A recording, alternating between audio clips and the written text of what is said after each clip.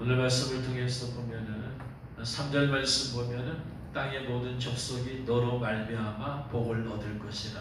땅의 모든 족속이 너로 말미암아 복을 얻을 것이다. 이 말씀을 통해서 우리가 알 수 있는 것은 하나님께서 아브라함을 축복의 통로로 부르셨죠. 아브라함을 통해서 모든 족속이 복을 받는다. 근데 그 복이 아브라함만 받는 게 아니고 아브라함이 통로가 된다는 얘기죠. 축복의 통로. 성경에 보면은 하나님께서 축복의 통로로 부른 사람이 아브라함만이 아니죠. 그런데 하나님께서 축복의 통로로 부르셨다고 해서 모두가 축복의 통로가 된 것은 아니었어요. 축복의 통로가 된 사람도 있고 축복의 통로가 되지 못한 사람도 있어요. 예를 들어서 하나님께서는 사울 왕을 축복의 통로로 부르셨죠. 그런데 그가 결국은 축복의 통로가 되지 못했죠. 그래서 하나님께서는 그를 왕위에서 내리치시고 다윗을 왕위에 올리시죠. 베드로전서 2장 9절 말씀에 보면 너희는 택하신 족속의 왕같은 제사장이요 그랬어요. 하나님께서는 예수님 믿는 저와 여러분을 다 왕같은 제사장으로 부르셨습니다. 할렐루야. 그런데 모두가 왕같은 제사장으로 사는 건 아니에요. 단순히 왕같은 제사장으로 나를 부르셨다 감사합니다 하고 끝날 문제가 아니죠. 왕같은 제사장처럼 사는 거죠. 하나님께서 예수 믿는 모든 사람이 다 천국 성 안에 들어오길 원해요. 그렇게 부르셨어요. 그러나 모두가 그렇게 들어가는 건 아니야. 성 밖에 머무는 수많은 사람들이 있어요. 그런데 하나님께서 축복의 통로로 부르신 아브라함은 결국은 축복의 통로가 되었어요. 마태복음 1장 1절에 보니까 아브라함과 다윗의 자손 예수 그리스도의 계보라. 예수 그리스도의 계보, 족보를 얘기할 때 누구부터 시작해요? 아브라함부터 얘기해요. 아브라함이 축복의 통로가 된 거예요. 할렐루야. 그러면 어떻게 해서 아브라함은 축복의 통로가 되는 삶을 살 수 있을까요? 우리가 이것을 발견해야 돼요. 그래야지 우리도 축복의 통로로서 삶을 살게 되는 거예요. 축복의 통로가 된 삶을 산 아브라함은 천국의 성 안에서 있게 되었죠. 예루살렘 성 안에 있게 돼요. 축복의 통로가 되지 못했던 사람들은 성 안에 들어갈 수가 없죠. 다 바깥에 머물 수밖에 없어요. 어떻게 해서 아브라함은 축복의 통로가 되는 삶을 살 수 있을까? 이걸 통해서 어떻게 하면 나도 축복의 통로가 될 수 있을까? 그렇다는 얘기는 내가 축복의 통로가 된다는 얘기는 내가 어디 간다? 천국의 성 안에, 새 예루살렘 성 안에 그 안에 들어가는 삶을 산다 이 말이에요. 두 가지로 말씀을 드리고 싶어요. 자, 3절에서 하나님께서 내가 너를 축복하는 자에게 복을 내리고 너를 저주한 자에게 저주하리니 땅의 모든 족속이 너로 말미암아 복을 얻을 것이라 말씀했어요. 1절에서 이런 말씀하면서 1절에서 고향 친척 아버지 집을 떠나 내가 내게 보여줄 땅으로 가라. 왜 가야 되느냐? 너로 말미암아 네가 축복의 통로가 되기 위해서 이렇게 떠나가야 된다 했을 때 아브라함이 축복의 통로가 될 수 있었던 것은 뭐냐? 4절 말씀에 나와요. 이에 아브라함이 여호와의 말씀을 따라갔고 딱 말씀하시니까 어땠어요? 즉시 순종. 축복의 통로가 되는 사람들의 특징이에요. 하나님 말씀하시면 어떻다? 즉시 순종한다. 이게 지금 비결이에요. 창세기 12장 4절 말씀에 그래서 아브라함이 여호와의 말씀을 이에 아브라함이 여호와의 말씀을 따랐어요. 이에 그러므로 즉시 창세기 22장 2절에 여호와께서 이르시되 네 아들 네 사랑하는 독자 이삭을 데리고 모리아 땅으로 가서 내가 내게 일러준 한 산 거기서 이삭을 번제로 드리라 말씀했어요.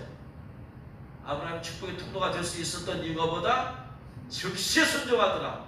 그 다음날 3절 아브라함이 아침에 일찍 일어나 그 전날 듣자 그 다음날 바로 출발하는 거예요. 이게 특징이에요. 축복의 통로로 부름받은 사람들이 축복의 통로가 되는 비결은 즉시 순종. 예수님께서 이 땅에 오셨을 때 12 제자를 축복의 통로로 부르셨죠. 그랬을 때 불렀어요. 마태복음 4장 18절에 갈릴리 해변에 다니시다가 두 형제 곧 베드로라 하는 시몬과 그 형제 안드레가 바다에 금을 던지는 것을 보시니 그들은 어부라. 말씀하시되 나를 따라오라. 내가 너희를 사람을 낳는 어부가 되게 하겠다 했더니 20절 말씀 읽어봅니다. 그들이 곧 그물을 버려두고 예수님을 따르더라. 곧이란 말은 헬라어로 유데오스. 유데오스는 즉시, immediately. 즉시야. 그냥 부르심 받고 즉시가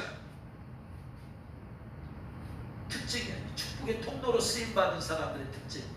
21절 거기서 더 가시다가 다른 두 형제 곧 세베대 아들 야고보와 그의 형제 요한이 그의 아버지 세베대와 함께 배에서 금을 깁는 것을 보시고 부르시니 또 불렀어요.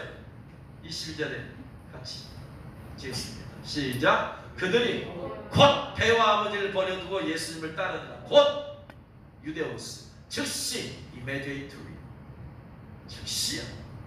이게 축복의 통로가 된 사람. 부르심 받았어요. 나 이거 내가 이거 내가 저 어부인데 이거 내가 이거 그만둬야 되나 이거? 이거 그만둬야 되나? 이거 어떻게 하지? 즉시 따라오라는데 이거 지금 아버지한테 이거 어떻게 하지? 이거 주님 좀 기다리시오. 내가 좀 상의 좀 해볼게요. 주님 제가 좀 고민 좀 해볼게요. 내가 지금 이제까지 내 생활이 내가 가진 것이 내가 재주가 이거 고기 잡는 것밖에 없는데요. 제가 할 수 있는 아무것도 없어요. 예수님 잠깐 제가 지금 저희 아버지하고 살고 있으니까 아버지하고 상의 좀 할게요. 그러지 않고 즉시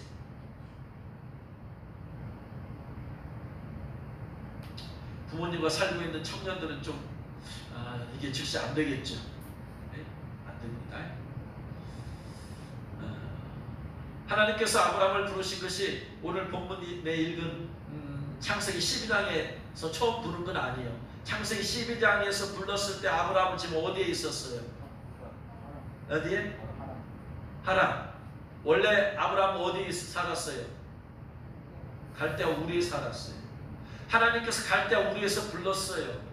그러니까 아브라함은 아버지 데라에게 얘기했죠. 그래서 데라와 함께 나왔어요.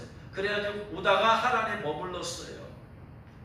나이 많은 아버지가 하란에 머무르니까 더 이상 갈 수가 없어. 갈 수가. 그러니까 어떻게 해요? 머무는 거예요. 아버지가 못 가니까 머무는 거예요. 하나님은 계속해서 가기를 원하시지만 아버지가 머무르니까 아버지 밑에 있으니까 그는 머물 수밖에 없어. 그러다가 아버지가 딱 돌아가시니까 이제 고칠 것이 없죠. 그러니까 하나님이 다시 한번 12장 1절에서 다시 말씀하는 거예요. 그러니까 위에 권위자가 없어요. 그냥 즉시 순종하면 되는 거예요.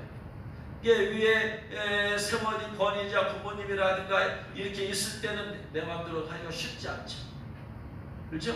부모님이 동의가 있어야 되고 가정도 있어요. 주님이 저를 불렀어요. 하나님 종으로 불렀어요. 그러나 저는 지금 아버지를 모시고 살았어요. 자, 제가 신학교를 가서 하나님의 종의 길을 걷는 그 길을 가려고 할 때 아버지 모시고 있어요. 어떻게 해야 돼요? 아버지한테 말씀을 드려야죠. 아버지 제가 신학교 하나님 저를 신학교로 부르셨습니다. 목사로 부르셨습니다. 신학교 가야 될 것 같습니다. 그때 믿음이 없는 아버지는 또 신학교가 부정하는 정을 끌어버려요. 안 되죠. 마음대로 안 돼. 그러니까 고민하고 갈등하는 그 사이에 고민하고 갈등하고 아버지 얼굴을 보면은 내가 참 두려워 인간적으로 생각 두려워해요. 대학교를 보낼 때까지 공부시켜줬으니까 이제 졸업해서 돈도 좀 벌어야지고 집안에 물질 어려우니까 해야 되는데 하나님 보면 저를 부르셨고 아버지를 보면 돈을 벌어야 되고 둘 사이 왔다 갔다 얼마나 많은 나날들을 고민과 갈등 가운데 속이 썩어 들어가고 속이 다 들어가고 기도하면 하나님께 부르심 받아야 돼. 가야지. 그리고 가정생활 돌아오면은 아버지 얼굴을 보면은 또 그게 마음이 흔들려. 또 가서 기도하다 그래 순종해야지 하나님께 또 집에 오다면 흔들려. 수많은 나라. 물론 결국은 그 후에도 하나님께 순종하면서 그렇게 했지만 결혼하지 않았대. 만약에 내가 결혼했으면 그냥 바로 신학교 갔을 거예요. 왜? 위에 세운 권위자가 없으니까. 아내하고 사귀만 하면 될 거예요. 내가 허락을 받은 일은 아니지요. 그러나 내가 결혼하기 전에는 위에 세운 권위자가 부모님이 있으니까 부모님과 상의하고 동의를 구하는 이런 것이 필요하다. 그래서 여러분들 내가 마음껏 헌신하고 싶고 이렇게 하는데 자꾸 위에서 부모님이 반대하고 한다면은 방법은 한 가지밖에 없어. 어떻게 하나? 네? 빨리 결혼해. 독립해. 그럼 그때부터는 부모님에 대해 삶을 터치할 수 있다 없다? 없어. 내가 가장이 되었어. 그럼 내가 그냥 하면 돼. 동의를 구할 문제는 아니다. 그럼 내가 부모님 할아버지 부모님에게서 같이 살고 있다면 동의를 구해야 되는 과정지 것이 있어. 그러니까 빨리 결혼할 것도 좋은 방법이야. 그러면 거칠 것이 없어. 그냥 순종하고 나가면 돼. 할렐루야. 그래서 축복의 통로로 부르심 받은 사람들이 축복의 통로로 쓰임 받게 되는 것은 바로 즉시 순종이에요. 한 청년이 예수님께 나왔죠. 예수님, 제가 영생을 얻으려면 뭐 어떻게 해야 됩니까? 율법을 지켜라. 제가 그러는 거 어렸을 때 다 지켰습니다. 그때 예수님이 뭐라고 그래요? 그 부자 청년에게 내 물질을 가난한 자에 다 나눠주고 나를 따르라. 이 사람이, 이 청년이 축복의 통로로 쓰임 받을 수 있었던 기회를 놓쳐버렸어. 왜? 이 청년이 뭐 때문에? 재물이 많음으로 거기서 또 고민 들어가는 거예요. 즉시 순종했다 못했다? 못했어. 그 이후로 그 청년의 이름 나오질 않아. 축복의 통로로 주님이 부르셨지만 즉시 순종하지 못했어요. 알았어요. 그래서 축복의 통로로 쓰임받은 사람들은 주님이 말씀하시면 아멘하고 그냥 즉시 순종, 즉시 순종. 창세기 19장에 보면은 이 소돔과 고모라 얘기 나오잖아요. 18장에서 하나님이 두 천사와 함께 아브라함을 찾아왔고 소돔과 고모라 땅이 멸망에 대한 얘기를 하잖아요. 그래서 아브라함이 죽고 기도하냐 50명, 45명, 40명, 20명, 10명까지 10명 의인이 있으면 용서해 주겠습니까? 용서해 주겠다. 그리고 나서 하나님 가셨고 두 천사가 갔잖아요. 두 천사가 이제 소돔 땅에 들어가가지고 이제 롯을 만나죠. 롯이 자기 집으로 들입니다. 근데 이미 동서애가 아주 그냥 만연했죠. 그래서 새로운 미 청년, 아름다운 청년들이 외부에서 온 걸 보고 동서애하려고 사람들이 막 몰려들었어요. 남자들. 그래가지고 막 이 집안에 문을 부수고 들어올 기세니까 롯이 나가서 그러지 말라, 이거 안 좋은 것이다 하면서 내게 두 딸이 있으니까 두 딸을 낼 테니까 이런 짓 하지 말라. 이것도 좀, 이거 더 이상한 거예요. 제정신이 아니죠, 이게. 어떻게 자기 딸을 내준다는 거예요, 지금? 전 이해할 수가 없어요. 네? 인간으로 생각해보세요. 지금 나그네가 중요한 거예요? 자기 딸이 중요한 거예요? 생각을 해보세요. 어떻게 자기 딸을 내준다고 해요? 이 사람도 제정신이 아니다.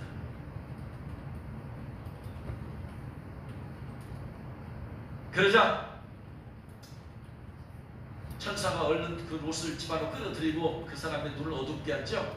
그리고 사실을 말하죠. 13절에 그들에 대한 부르짖음이 여호와 앞에 크므로 여호와께서 이곳을 멸하시려고 우리를 보내셨나니 우리가 멸하리라.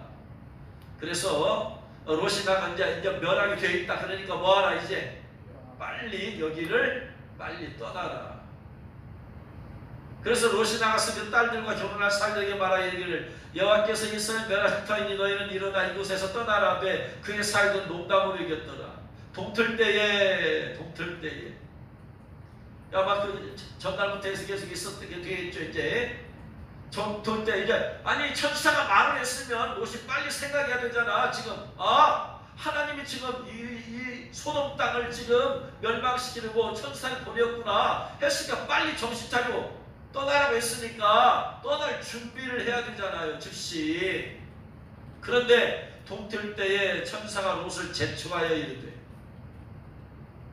빨리 가, 롯 빨리 떠나야 돼. 빨리 여기 있는 내 아내와 두 딸 이끌어 내라 이 성 중에 죄악 중에 함께 멸망하노라. 그랬더니 그러나 롯이 또 지체해요.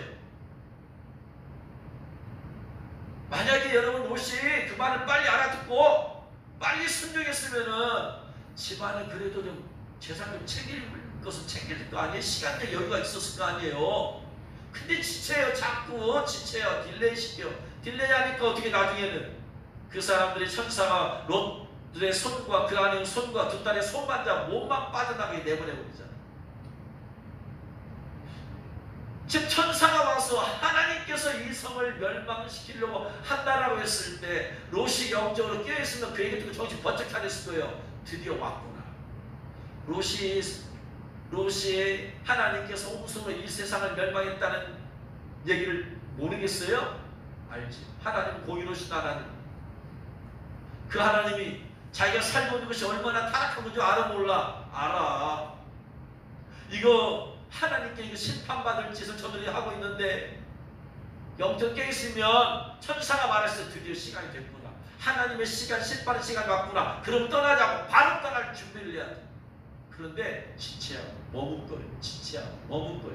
오늘날의 수많은 성도들이 그래. 예수 볼 때가 가까웠습니다. 여러분 떠날 준비해야 됩니다. 영적으로 깨있어야 됩니다. 훈련해야 됩니다. 하는데 지체를 하고 있어 지금. 빨리 용서 훈련은 빨리 뛰어들어야 되잖아. 그래서 빨리 내가 실제로 영적으로 깨어있는 삶이 훈련돼야 되잖아. 기도하는 게 훈련돼야 되고 말씀 읽는 게 훈련돼야 되고 강의 들으면서 이 세상에서 말해 수많은 영성 사역자들 봤지만 여러분 수많은 깊이 있는 영성 사역자들 봤지만 말씀으로 이렇게 깨우침을 주고 말씀을 통해서 풀어주는 영성 사역자는 없어요.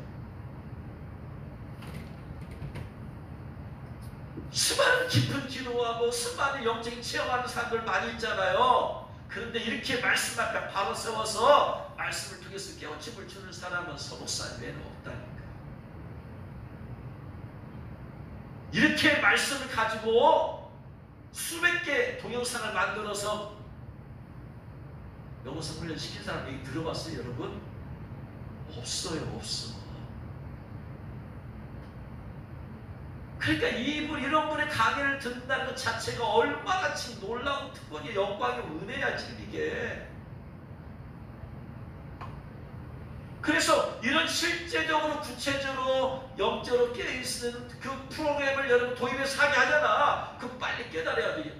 영적으로 깨어있는 사람은 이거 해야 되는구나 지금. 근데 이렇게 말을 해도 못 깨달아. 지체하고 있어요 지금. 설마 이거 꼭 해야지 내가 영적으로 깨어있는 거야? 그럼 안 하고 어떻게 깨어있는데? 기도해야 깨어있잖아요. 말씀 옆에 말씀 읽어야 깨어있을 수 있잖아. 그런데 그건 내가 스스로 하는 거야. 내 스스로 깨어있을 수가 있어요? 아니죠. 영적으로 앞서 있는 분들의 설교 말씀을 계속 들어야 돼. 그래야지 빨리 깨우칠 수가 있어. 나 혼자 깨우치는 것보다 이미 깨우쳐진 사람의 메시지를 듣는 게 훨씬 빨리 깨우쳐지고 빨리 영적으로 깨어날 수 있어. 할렐루야. 이미 깨어있는 분들, 이미 앞서간 분들의 말씀을 듣는다는 것 자체가 나를 깨어있게 만드는 거야. 그러니까 롯이 영적으로 깨어있었으면 천사가 말을 할 때 다 깨닫고 빨리 드디어 때가 왔구나 준비해자 해가지고 사사삭 준비해가지고 이미 떠났어야 돼. 근데 지체예요. 지체. 이게 무슨 말? 지체한단 말은 무슨 말이다? 천사들의 메시지가 천사의 메시지가 메시지로 안 들리는 거야 지금. 뭐 때문에? 그의 마음이 어디에 있기 때문에? 세상의 물질에 있기 때문에. 세상의 물질이 있는데 이거 포기하고 하려니까. 이 세상의 수많은 성도들 가운데 세상의 물질을 쌓아놓고 사는 사람들은 주님 오신다는 말씀에 지체할 수밖에 없어. 이걸 놓고 가야 돼? 내가 지금 이 직장만 하는데 내가 얼마나 수고했고 내가 지금 이 물질 쌓는데 얼마나 수고했는데 이걸 놓고 가야 돼? 그러니까 지체하게 되어 있어. 그래서 그 소리가 안 들리는 거야. 지금 천사들의 소리가 심령에 그의 영에 탁 꽂혀야 돼. 꽂혀. 이거 안 꽂히는 거야. 이게 탐심이 그걸 막아버렸어. 세속적인 생각이 이 땅에 대한 욕심이 막아버렸어. 들리지 않게 만들어. 하나님의 음성이 들려야 돼. 천사들의 메시지가 들려야 돼. 이게 천사가 와서 말을 하는데 안 들어. 사람이 말하는 게 아니고 천사가 와서 지금 우리가 지금 심판하러 왔다. 여호와께서 이곳을 멸하시려고 우리를 보냈다. 내일 지금 멸망해. 이 소리가 왜 안 들려? 예수님 볼 때가 다가왔습니다. 왜 이 소리가 안 들려? 뭐 때문에? 영적으로 잠들어 있으니까, 영적으로 무뎌졌으니까 안 들려 이게. 근데 영적으로 깨어있는 사람은 이런데 이제 한마디만 탁 하면 바로 깨달아. 아, 주님이 나를 주시지. 한마디만 더 깨달아. 딱 이런 영성을 프로그램하면서 아, 이것처럼 나를 영적으로 깨닫게 훈련시킨 적 없었다. 어디 있어요 이렇게?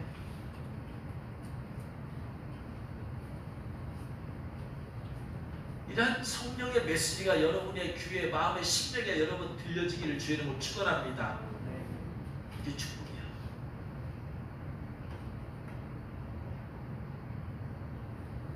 그래서 이 축복의 통로로 쓰임받은 사람들의 특징 바로 들어. 그 음성이 어디까지, 심령의 깊이까지 이게 메아리쳐 울려. 이게 축복이야. 영적인 메시지가 귀에만 들리는 게 아니야. 귀를 뚫고 육체를 뚫고 마음을 뚫고 내 영에까지, 심령에까지 이게 메아리쳐 울려야 돼. 이게 영적인 사람들의 특징이야. 예수님이 설교를 해도 이게 끼어있지 않은 사람들은요, 이 귀에만 들리면은 듣기 싫다. 마음까지 그려 좋은 얘기지. 그러니까 선한 선생이 하거든. 이게 심령까지 딱 와야지. 주는 그리스도시요 살아계신 하나님의 아들입니다. 심령까지 와야 돼. 이 메시지가. 할렐루야. 이게 이런 여러분 은혜와 축복기를 주는 축원합니다. 깨어있는 사람은요, 어디 있는가를 통해서든지 주님의 그 음성이 들려와. 내가 깨어있기만 하면 하나님은 누군가를 통해서 말씀하셔. 그 음성이 들려져. 내 심령에 메아리쳐. 누가 그냥 한마디 한 것이 계속해서 내 귀에 메아리쳐, 내 마음에 메아리쳐. 내일도 생각나고, 오늘도 생각나고, 내일도 생각나고, 모레도 생각나고. 이거예요. 이게 깨어있는 사람의 특징, 이게 축복된 사람의 특징이야. 할렐루야.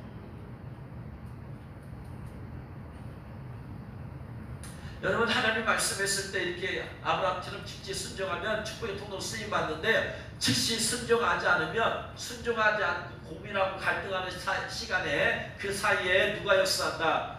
마귀가 역사해요. 마귀가. 즉시 순종하지 않으면. 하나님께서 아담과 하와를 만드시기 전에 그 동산, 에덴 동산 안에 특별한 나무 두 개를 만들었잖아요. 열매를. 하나는 선악과고 하나는 생명나무 열매예요. 그렇지? 그러면 생명나무 열매를 먹으면 뭐한다? 영생한다. 선악과를 먹으면 안 된다. 그러면 선악과를 먹기 전에 먼저 생명나무 열매를 먹어버렸으면, 그러면 아담과 하와는 축복의 통로가 되는 거야. 그가 먼저 영생을 얻어버렸기 때문에 그 후손들은 다 영생을 얻게 되어 있어. 먼저 순종해버렸더라면. 근데 먼저 생명나무 열매를 따먹지 않았어. 그러니까 그 사이에 마귀가 와서 선악과 따먹게 만들어버린다 이 말이야.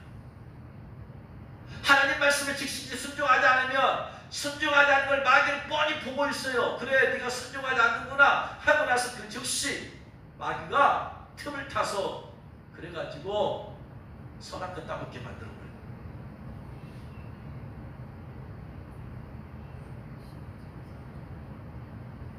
그래서 특별히 순종해야 될 부분 중에 하나가 바로 물질이야. 물질. 선악과 물질 문제잖아요. 먹는 거잖아요. 생명나무 먹는 거잖아요. 물질이잖아.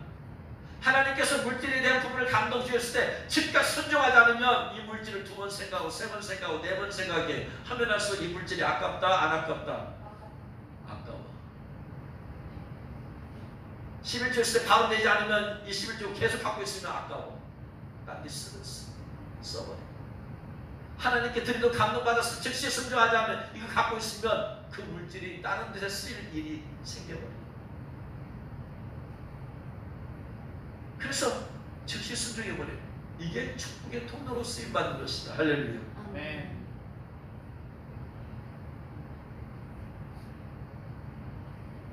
첫 번째, 그래서 축복의 통로가 되는 사람들은 어떻다?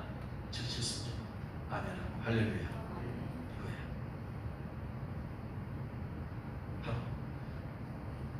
즉시 순종함으로써 축복의 통로가 되는 여러분 되시길 주님으로 축원합니다. 두 번째, 축복의 통로가 되기 위해서 반드시 갖춰야 될 것이 뭐냐면 거룩이에요. 거룩. 하나님의 축복은 거룩이라는 그런 관을 통해서 말합니다. 거룩을 잃어버린 사람은 축복의 통로가 절대로 될 수 없어요. 거룩을 잃어버린 사람은 하나님의 축복의 통로가 되지 못하고 반드시 마귀의 죄악의 통로, 마귀의 통로가 쓰임받아요.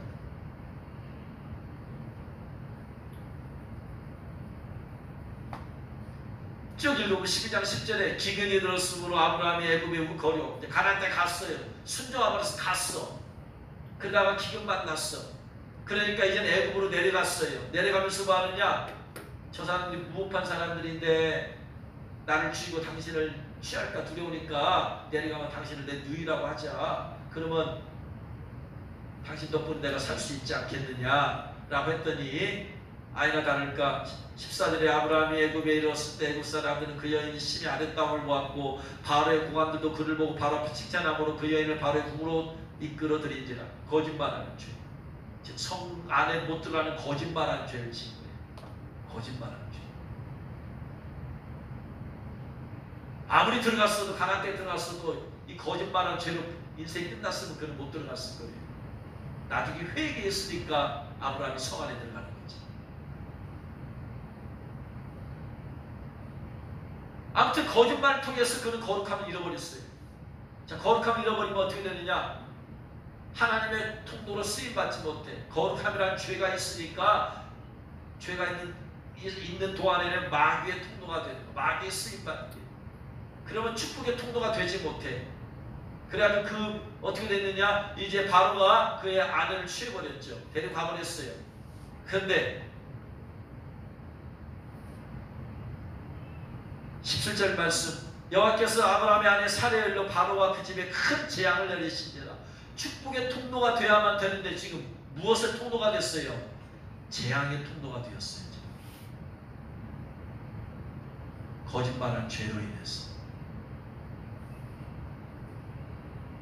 바로도 아브라함을 통해서 축복을 받아야 되잖아. 왜? 모든 족속이 다 너를 통해서 모든 족속이 복을 받는다고 했으니까 바로도 복을 받아야 돼. 아브라함을 통해서. 아브라함이 거룩한 길 걸어서 정직하게 말을 했으면 그가 재앙의 통로가 아니고 축복의 통로가 되었을 거예요. 근데 아브라함이 거짓말을 했어요.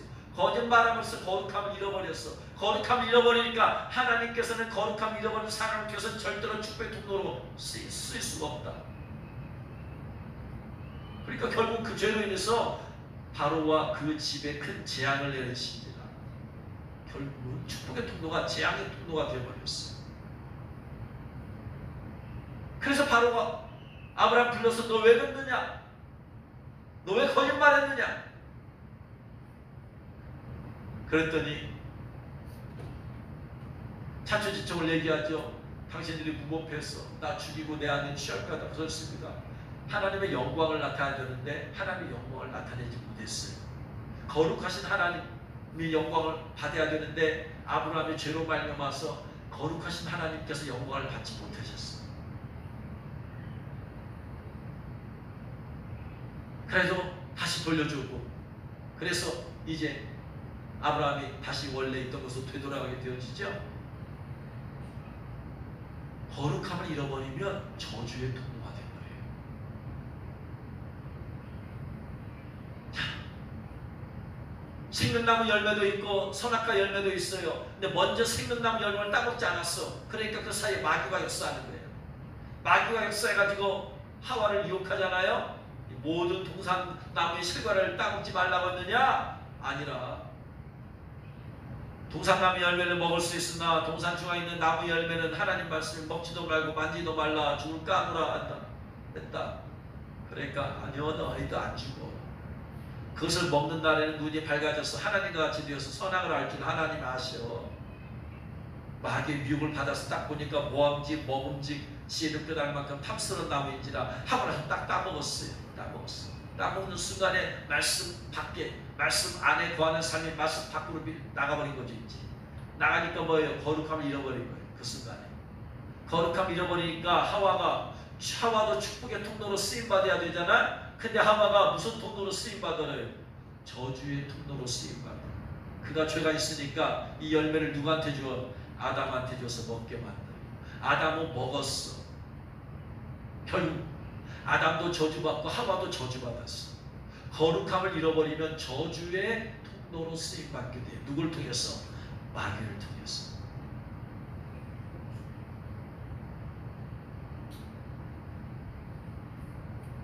요한복음 12장 1절 이하에 보면은 마르다와 마리아 그 가정에 가잖아요. 죽었던 나사로 살아났어. 그 잔치를 베풀었어. 그랬을 때 마리아가 300데나리온이나 되는 향유를 가지고 예수 발 앞에 붓고 이렇게 예수를 섬겼잖아요. 근데 분기하면서 화를 낸 사람이 누구요? 가룟 유다죠. 아니 300데나리온 되는 거 저거 팔아서 구제하면 좋을 텐데. 진짜 가난한 자들 생각해서 그런 게 아니죠. 6절 이렇게 말하는데 가난한 자들을 생각함이 아니요 그는 도둑이라 돈깨를 맞고 거기 넣는 거 훔쳐가니라. 저거 헌금했으면 내가 저거서 10%만 30데나리온만 내가 떼어도 내가 주게 들어갈 텐데.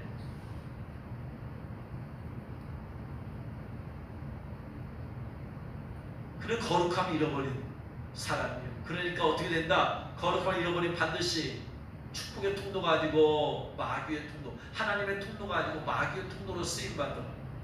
그래서 즉시 그 다음 장 13장 2절에 마귀가 벌써 시몬의 아들 가룟 유다의 마음에 예수님을 팔려는 생각을 넣었더니 거룩함을 잃어버리면 하나님의 통로, 마귀의 통로가 된다.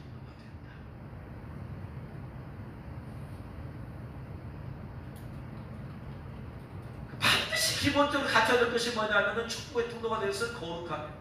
내가 아무리 복음을 전해도 거룩함을 갖추지 못하고 한다면 어떻게 된다? 사도 바울이 뭐라고 했어요? 내가 복음 전할지라도 나중에 내가 버림받을까 두려워한다. 왜 버림받아? 복음 전하는 것은 하나님의 그 영혼 때문에 쓸 수 있어요.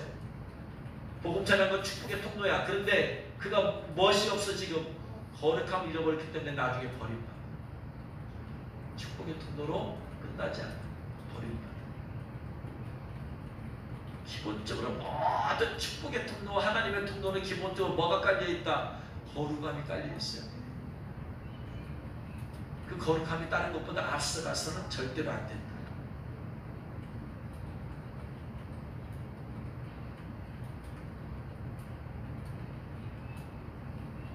사울하고 마찬가지예요. 여러분 아말렉 하나님께서 역사에서 아말렉을 쳐부쉈잖아요. 하나님 쳐부숴서 승리해서 이겼잖아. 그런데 뭐냐? 탐욕으로 사울과 백성이 양과 소의 좋은 길을 잃고 가는. 그게 뭐냐? 그때는 쓰임 받았어. 그러나 그것이 오래가지 못한다. 거룩함을 잃어버리면 축복의 통로도 끝장난다. 죄를 지키기 전에 하나님께서 축복의 통로를 써주셔서 아말렉 문제를 가졌어요. 승리케 해주셨어요. 근데 그것이 끝나고 나서 소와 양의 좋은 것을 먼저 가졌어. 자기를 위한 기념비를 세웠어. 거룩함 잃어버리니까 더 이상 축복의 통로로 쓰임받지 못한다. 끝까지 축복의 통로로 쓰임받으려면 어떻게 해야 된다? 거룩함으로 가야 된다. 끝까지 거룩함. 그 거룩함을 잃어버리기 때문에 어떻게 해요? 15장 11절에 내가 사울을 왕으로 세운 것을 후회하노니 후회하니까 어떻게 돼요? 축복의 통로 끝. 그 다음에 다윗을 세우고. 거룩함을 죄에 대해서 회개가 없어지면 거룩함에 대한 통로는 끝이 난다. 그리고 버림받게 되죠. 즉시 순종했어요. 아말렉 가서 싸우라 했더니 아멘하고 즉시 순종했어. 군사 모집해서 즉시 순종했어. 그러나 끝까지 가지 못한 이유는 거룩함을 잃어버렸기 때문에. 그래서 끝까지 축복의 통로로 쓰임받으려면 거룩함으로 가야 됩니다. 한때 쓰임받은 사람은 수도 없이 많아. 그러나 한때 쓰임받고 버림받은 사람도 많아. 뭐 때문에 버림받는다? 거룩함을 잃어버릴 때입니다.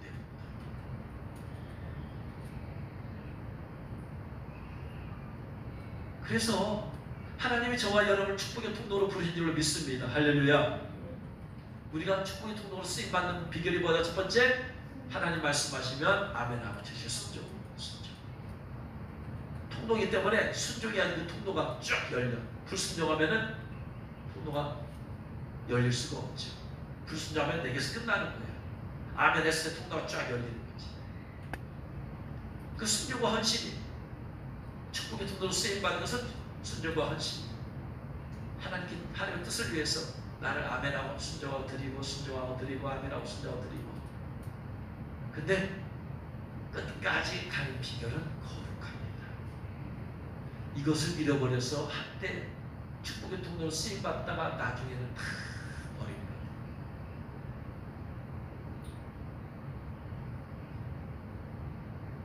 그래서 축복의 통로로 쓰임받았던 하와도 결국은 축복의 통로가 아니고 마귀의 통로로, 하나님의 통로가 아니고 마귀의 통로가 되었고, 축복의 통로가 아니고 저주의 통로가 되어버렸어요. 자, 예수님 보세요. 하나님 말씀했을 때 아멘하고 순종했어요. 그래서 이 땅에 오셨어요.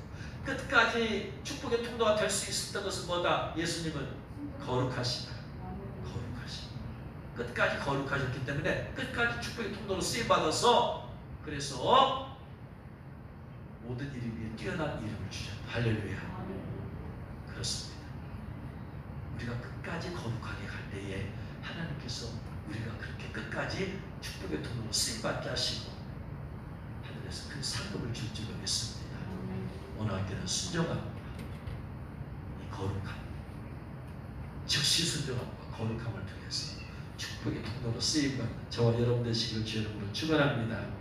기도하겠습니다. 말씀 들은 것 생각하면서 주님,